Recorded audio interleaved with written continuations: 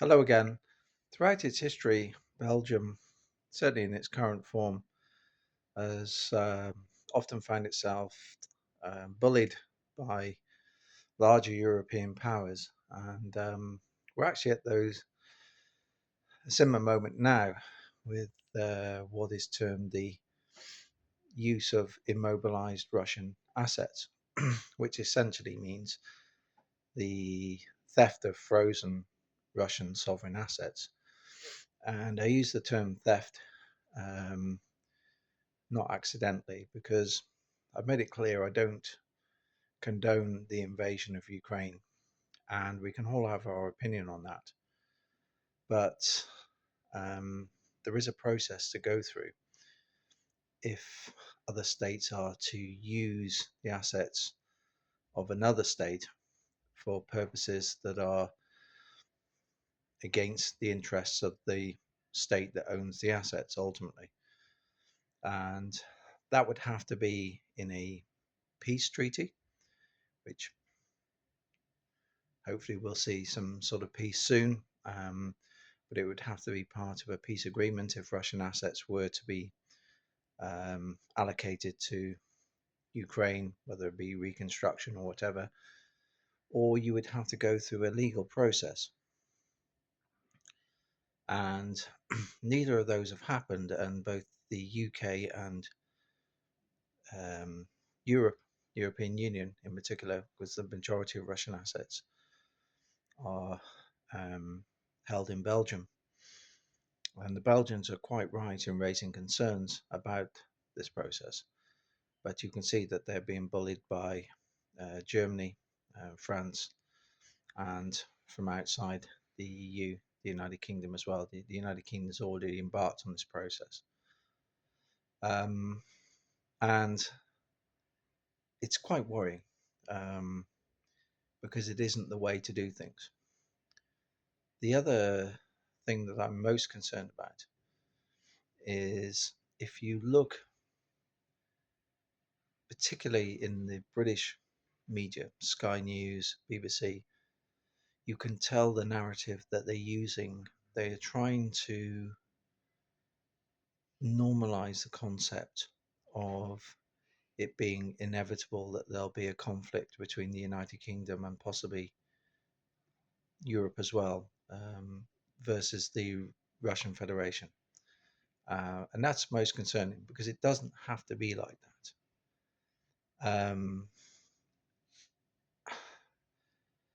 You see the same pattern as Trump and his advisors push for peace with between Russia and Ukraine. However unequal you might think that will be, but I do feel the Americans understand the realities of the conflict far better than the Europeans. There's always venomous action from the UK and the Europeans to undermine that process because they don't want to have to go back to their people and say, look, we engage in a proxy war that's had tragic consequences in terms of loss of Ukrainian lives and huge loss of taxpayers' money. So you see this carefully managed releases to the media, creating almost an inevitability that has to be a war with the Russian Federation, which is complete nonsense.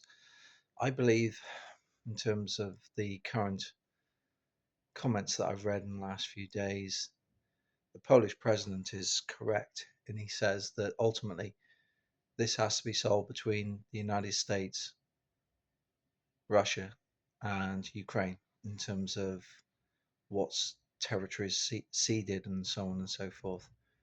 The Europeans, in my opinion, including the UK, should be told to stay way out because they continuously undermine this process. And tragically, more and more Ukrainian lives are lost.